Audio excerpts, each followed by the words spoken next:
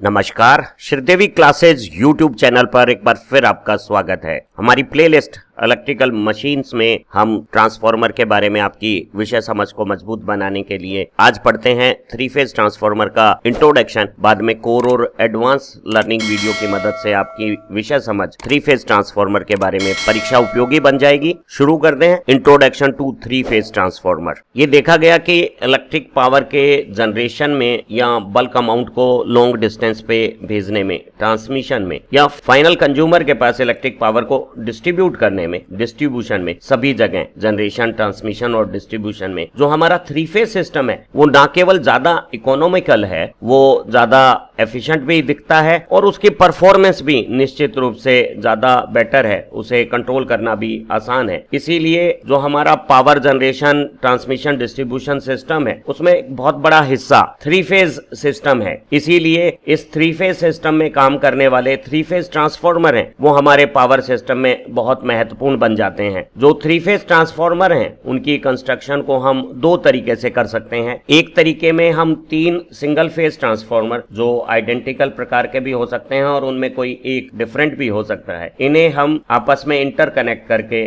3 phase connections बना सकते हैं। जैसे यहाँ हाई वोल्टेज साइड में हमने डेल्टा कनेक्शन बनाया हुआ है और लो वोल्टेज साइड में स्टार कनेक्शन बनाया हुआ है। इस तरह के 3 सिंगल फेज ट्रांसफार्मर के समूह बनाकर 3 फेज ट्रांसफार्मर बनाना एक 3 फेज बैंक ऑफ ट्रांसफार्मर कहलाता है। वहीं हम एक ही ढांचे में तीनों ट्रांसफार्मर की कोर और वाइंडिंग का इस तरह से कॉम्बिनेशन बना सकते हैं कि एक सिंगल यूनिट में 3 फेज ट्रांसफार्मर को एक ही ढांचे में बनाया जा सकता है। सेम केवीए रेटिंग के लिए 3 सिंगल फेज ट्रांसफार्मर की बैंक बनाकर अगर हम 3 फेज ट्रांसफार्मर का इस्तेमाल करते हैं या एक सिंगल ढांचे में 3 फेज ट्रांसफार्मर को बनाया जाता है तो इन दोनों की तुलना में एक अकेले ढांचे में जो 3 फेज ट्रांसफार्मर बनाया जाता है उसका कुल आकार, भार एक 3 फेज बैंक की तुलना में छोटा है, वजन में ये हल्का है और कुल लागत में भी एक सिंगल 3 फेज ट्रांसफार्मर एक 3 फेज ट्रांसफार्मर बैंक की तुलना में सस्ता होता है। और इसका मुख्य कारण एक 3 फेज ट्रांसफार्मर की बेहतरीन डिजाइन में हम इस कोर मटेरियल और वाइंडिंग मटेरियल को ज्यादा इफेक्टिवली इस्तेमाल कर सकते हैं और सेम पावर रेटिंग में एक सिंगल 3 फेज ट्रांसफार्मर एक 3 सिंगल फेज ट्रांसफार्मर की बैंक की तुलना में वजन में और साइज में छोटा और लागत में कम है। साथ ही साथ इसे इस्तेमाल करने में कुछ दूसरे लाभ भी हैं। एक common core single unit 3 phase transformer में इंटरनल जो 3 फेज के कनेक्शंस हैं, चाहे वो स्टार में बनाने हो या डेल्टा में बनाने हो, वो अंदर ही कर लिए जाते हैं। और एक्सटर्नल वायरिंग करने के लिए जो एक 3 फेज बैंक में 3 सिंगल फेज ट्रांसफार्मर को लेते हुए हमें एक्सटर्नल वायरिंग बहुत ज्यादा करनी होती है, वैसी तकलीफें एक सिंगल यूनिट 3 फेज ट्रांसफार्मर में नहीं है। और वो हमें इंस्टॉलेशन और इरेक्शन में भी एक बड़ी फ्लेक्सिबिलिटी, लचीलापन प्रदान कर देता है। बैंक को लगाते हुए हमें विशेष प्रावधान करने होते हैं। लेकिन अगर हमारा 3 फेज लोड बैलेंस नहीं है, अनबैलेंस्ड है, तो ऐसी स्थिति में एक सिंगल यूनिट 3 फेज ट्रांसफार्मर जो बैलेंस लोड पे तो बेहतर परफॉर्म करता है, अनबैलेंस लोड पे इसके परफॉर्मेंस पे असर आएगा। और यहाँ अनबैलेंस लोड पे इन तीनों ट्रांसफार्मर में से किसी एक का या 2 का आकार अलग लेकर हम अनबैलेंस लोड को भी अच्छी तरह से सेटिस्फाई कर सकते हैं। तो अनबैलेंस लोड के लिए ठीक से सेलेक्ट किए हुए 3 ट्रांसफार्मर का जो बैंक है वो ज्यादा बेहतर परफॉर्मेंस कर सकता है। अगर हम मेंटेनेंस या खामियां या खराबियों की स्थितियों में देखें तो यहाँ बैंक में अगर किसी एक ट्रांसफार्मर यूनिट में खराबी आई है तो इसे आसानी से बदला जा सकता है। लेकिन एक सिंगल 3 फेज ट्रांसफार्मर में भले ही किसी एक कोर लिम सेक्शन या एक वाइंडिंग सेक्शन में कोई खराबी या तकलीफ आई है, हमें पूरे ट्रांसफार्मर को मेंटेनेंस पे और रिपेयर पे ले जाना पड़ेगा और पूरी ट्रांसफार्मर इकाई को हमें रिप्लेस करना होगा। अगर एक सिंगल कोर वाले 3 फेज ट्रांसफार्मर के किसी एक कोर सेक्शन या वाइंडिंग सेक्शन में शॉर्ट सर्किट या अर्थ फॉल्ट जैसी फॉल्ट आई है तो उस कोर लिम में तत्काल सैचुरेशन की स्थितियां आ सकती हैं और ऐसी स्थिति में मैग्नेटिक कोर सैचुरेट होकर लीकेज फ्लक्स की अमाउंट को बढ़ा देगी और वो leakage flux surrounding metal enclosure और दूसरे मेटेलिक पार्ट में एडी करंट से हीटिंग पैदा करेगा और वो हीटिंग इतनी डेंजरस भी हो सकती है कि उससे आग जैसी दुर्घटनाएं भी हो सकती हैं। इसीलिए जब हम एक सिंगल 3 फेज ट्रांसफार्मर यूनिट इस्तेमाल करते हैं तो अगर किसी एक फेज में भी ट्रांसफार्मर के अंदर कोई प्रॉब्लम आती है तो हमें पूरी इंटायर यूनिट को शट डाउन लेना होगा और सप्लाई को बहाल करने के लिए पूरी यूनिट को रिप्लेस करना होगा। एक 3 फेज ट्रांसफार्मर में एक 3 सिंगल फेज ट्रांसफार्मर की बैंक की तुलना में रिपेयर की कॉस्ट ऐसी स्थिति में ज्यादा हो सकती है और सप्लाई को बहाल करने के लिए जो हमारी सर्विस, मेंटेनेंस और रिपेयर की लागतें हैं या स्पेयर यूनिट की आवश्यकताएं हैं वो एक सिंगल कोर 3 फेज ट्रांसफार्मर के केस में निश्चित रूप से एक 3 फेज बैंक की तुलना में ज्यादा होगी। 3 फेज ट्रांसफार्मर का बेसिक वर्किंग प्रिंसिपल इस चित्र से समझा जा सकता है। हमने 3 सिंगल फेज ट्रांसफार्मर इस तरह से अरेंज किए कि सभी फेज में जो फ्लक्स का रिटर्न पाथ बन रहा है वो तीनों का कॉमन यहाँ बीच में आ जाए और 3 फेज ट्रांसफार्मर की तीनों प्राइमरी वाइंडिंग को हमने एक बैलेंस 3 फेज सप्लाई से एनर्जाइज कर देना है। Sinusoidal time varying alternating supply voltage जो R, S और T तीनों फेज में प्राइमरी वाइंडिंग पर लगाई जाएगी तो वो अपना time varying sinusoidal alternating flux R phase का, S फेज का और T फेज का इस कॉमन रिटर्न पाथ से वापसी करता हुआ बनाएगी जो ये सेंटर कोर लिंब तीनों फेज के फ्लक्स का टोटल यहाँ रिटर्न करेगी। क्योंकि एक 3 फेज बैलेंस सिस्टम में तीनों फेज के जो लाइन करंट है IR, IS और IT इनका समेशन 0 होता है तो इन करंट से जो फ्लक्स बन रहा है यहाँ रिजल्टेंट तीनों का टोटल वो भी 0 हो जाएगा। और अगर इस रिटर्न पाथ में 0 फ्लक्स है तो फिजिकली इसके एग्जिस्टेंस की जरूरत नहीं है, इसके बिना भी हमारे 3 फेज ट्रांसफार्मर काम कर सकते हैं। और यहाँ हमने तीनों फेज की कोर और वाइंडिंग्स को 3 अलग अलग प्लेन्स में दिखाया है। उन्हें भी हम ईज ऑफ मैन्युफैक्चरिंग के लिए, सुविधा के लिए एक सिंगल प्लेन में दिखा सकते हैं और इस तरह से 3 कोर लिंब के साथ तीनों फेज की प्राइमरी और सेकेंडरी वाइंडिंग्स को वाउंड करके हम एक 3 फेज ट्रांसफार्मर को बना सकते हैं। एक सिंगल कॉमन मैग्नेटिक स्ट्रक्चर वाले 3 फेज ट्रांसफार्मर में 3 कोर लिंब हैं जिनके ऊपर पीली हाईलाइट में तीनों फेज की अलग अलग प्राइमरी वाइंडिंग्स और जो अनहाइलाइटेड सेकेंडरी वाइंडिंग है वो वाउंड की हुई है और हर कोर लिंब एक प्राइमरी वाइंडिंग और एक सेकेंडरी वाइंडिंग के साथ ऐसा कॉम्बिनेशन बना लेता है कि एक 3 फेज ट्रांसफार्मर 3 ऐसे सिंगल फेज ट्रांसफार्मर का कॉम्बिनेशन हो जाता है जो एक कॉमन मैग्नेटिक कोर स्ट्रक्चर को शेयर करते हैं। यहाँ इस कोर लिंब पे पीली हाईलाइट में जो वाइंडिंग और हरी हाईलाइट में ये जो दूसरी वाइंडिंग है इन्हें हमने जो स्कीमेटिक डायग्राम में दिखाया है वो एक व्यवहारिक ट्रांसफार्मर में कॉमन कोर के ऊपर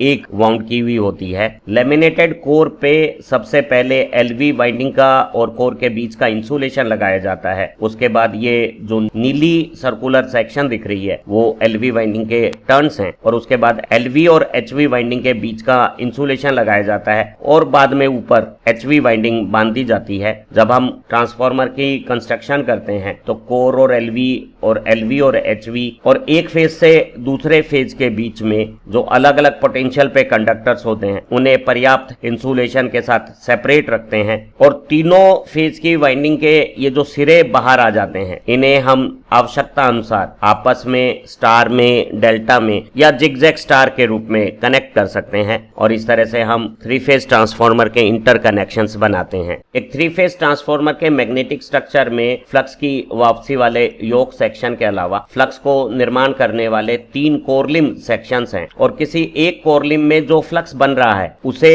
2 दूसरी जो लिम्स हैं वो वापसी का रास्ता प्रदान करती हैं। प्रत्येक कोर लिंब सेक्शन अपने फेज का उत्पादित फ्लक्स और 2 दूसरे कोर लिंब पे जो प्राइमरी वाइंडिंग वाउंड की गई है उसे जब sinusoidal time varying alternating voltage से एक्साइट किया जाता है तो वो sinusoidal time varying alternating flux core section में बनाता है और ये फ्लक्स सेकेंडरी के फेरों से परिवर्तनशील फ्लक्स जुड़ाव बनाता हुआ सेकेंडरी में इंड्यूस्ड EMF बना देता है। तो तीनों फेज में प्राइमरी को अल्टरनेटिंग वोल्टेज सप्लाई देने पे सेकेंडरी में अल्टरनेटिंग साइनोसॉइडल इंड्यूस्ड EMF पैदा हो जाएंगे जो दोनों वाइंडिंग में कॉमन फ्लक्स लिंक हो रहा है उसके कारण जो EMF पैदा होते हैं वो उनके फेरों के अनुपात के अनुसार होंगे। और ट्रांसफार्मर को समझने के लिए हम एक ट्रांसफॉर्मेशन रेशो जिसे कैपिटल K से डिनोट कर रहे हैं वो डिफाइन करते हैं और वो जो सेकेंडरी में फेज वोल्टेज आई है और प्राइमरी में जो हमने फेज वोल्टेज लगाई है उसका रेशो है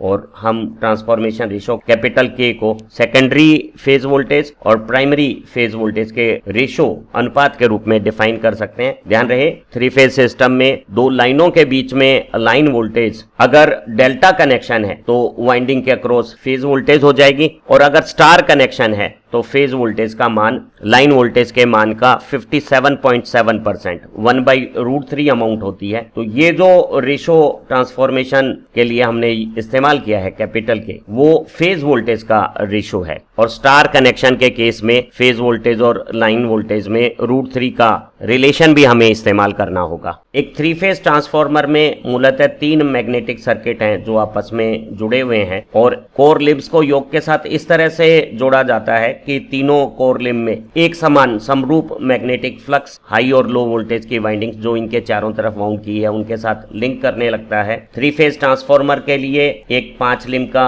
शेल टाइप कॉन्फ़िगरेशन हो सकता है और एक 3 लिम का कोर टाइप सेक्शन भी हो सकता है। जो 3 लिम कोर टाइप 3 फेज ट्रांसफार्मर है वो ज्यादा कॉमन इस्तेमाल किए जाते हैं क्योंकि इनमें आयरन का साइज, वेट और कॉस्ट शेल टाइप की कंपैरिजन में कम है। एक लिम में कॉइल के एक्साइटेशन से, जैसे यहाँ कॉइल बी की प्राइमरी जो साइड है उसके एक्साइटेशन से जो फ्लक्स बनता है वो साइड की 2 लिम से अपना रिटर्न पाथ बनाता है। इसी तरह से दूसरी कॉइल्स की लिम में जो बना हुआ फ्लक्स है वो बाकी 2 साइड की लिम से अपनी रिटर्न करता है। और क्योंकि तीनों एक्साइटेशन 3 फेज की जो बैलेंस सप्लाई है वो एक दूसरे से फेज में 120 डिग्री डिस्प्लेस्ड होते हैं, तो तीनों लिम में ऐसा साइनोसॉइडल फ्लक्स बन जाता है जो एक दूसरे से 120 डिग्री टाइम में डिस्प्लेस्ड होता है। और प्रत्येक प्राइमरी वाइंडिंग से जो इस तरह का sinusoidal uniform time varying magnetic flux बना है जो एक दूसरे से 120 डिग्री कला में विस्थापित है, वो अपनी रेस्पेक्टिव सेकेंडरी में भी ऐसा sinusoidal uniform balance 3 phase electric supply induced करता है जो एक दूसरे से 120 डिग्री फेज में डिस्प्लेस्ड रहती हैं। यहाँ चित्र में एक 3 फेज शेल टाइप ट्रांसफार्मर दिखाया हुआ है जिसमें 3 सेंटर लिम के अलावा 2 साइड लिम भी इस्तेमाल की जाती है और कुल 5 लिम का ये core section shall type transformer में बनता है। हालांकि ये साइड लिम्स का क्रॉस सेक्शन सेंटर लिम्स की कंपैरिजन में आधा रखा जाता है, लेकिन कुल 5 लिम होने पर एग्रीगेट जो मैग्नेटिक सर्किट की लेंथ है और साइज और वेट है वो ज्यादा हो जाता है और इस तरह के shell type transformer same KVA rating में कोर टाइप ट्रांसफार्मर से ज्यादा महंगे भी साबित होते हैं। इसीलिए इस तरह के शेल टाइप ट्रांसफार्मर का इस्तेमाल कम होता है केवल उन ट्रांसफार्मर में जहां हम विंडो हाइट को कम रखते हुए, ओवरऑल कोर स्टैक की हाइट को कम रखते हुए, थोड़ी विड्थ ज्यादा भी हो जाए, पहाड़ी इलाकों में ट्रांसपोर्टेशन और दूसरी सुविधाओं के लिए हमें कम हाइट के ट्रांसफार्मर अगर बनाने हो तो हम इस तरह के 5 लिम शेल टाइप ट्रांसफार्मर का इस्तेमाल करते हैं। अन्यथा अधिकांश जगहों पर 3 लिम वाले 3 फेज कोर टाइप ट्रांसफार्मर का ही ज्यादा इस्तेमाल होता है। एक 3 फेज ट्रांसफार्मर में तीनों फेज की कोर की डायमेंशंस, वाइंडिंग की डिजाइन डिटेल आइडेंटिकल तरीके की होती है। अगर 3 फेज लोड बैलेंस हो,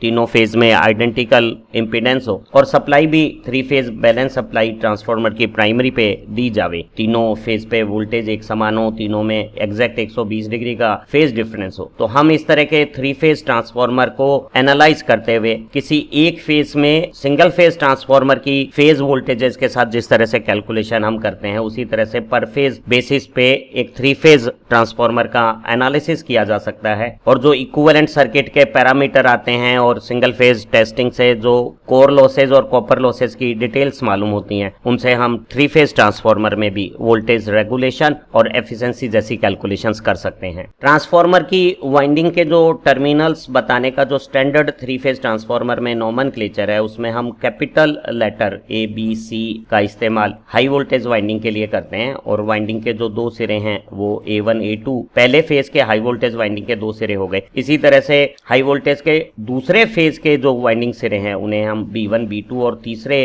फेज के सिरों को कैपिटल C1 और C2 कह सकते हैं। वहीं जो स्मॉल कैप लेटर्स हैं A1 A2 पहले फेज में लो वोल्टेज की वाइंडिंग के सिरे हो गए, इसी तरह से B1 B2 दूसरे फेज में लो वोल्टेज वाइंडिंग के सिरे हो गए और C1 C2 तीसरे फेज के लो वोल्टेज वाइंडिंग के सिरे हो गए हैं। इन सिरों को हम एक्सटर्नली जो ऐसी हमारी जरूरत हो, तीनों फेज को स्टार में या तीनों फेज को डेल्टा में या तीनों फेज को जिगजैग स्टार में जैसी ट्रांसफार्मर कनेक्शन की आवश्यकता हो उस तरह से जोड़ा जा सकता है। ट्रांसफार्मर के अलग अलग प्रकार के कनेक्शंस कैसे इस्तेमाल किए जाते हैं, उनमें क्या एडवांटेज और लिमिटेशंस हैं, इसे हमने हमारी 3 फेज ट्रांसफार्मर की कोर वीडियो में समझा हुआ है जिसकी लिंक यहाँ डिस्क्रिप्शन में भी दी हुई है। उम्मीद है इस लर्निंग वीडियो से 3 फेज ट्रांसफार्मर की बेसिक वर्किंग प्रिंसिपल आपको अच्छी तरह से समझ में आ गया होगा और 3 फेज कोर टाइप और 3 फेज शेल टाइप ट्रांसफार्मर का स्ट्रक्चर किस तरह का होता है ये समझ भी आपकी बनी होगी। हमारी इसी प्लेलिस्ट में 3 फेज ट्रांसफार्मर की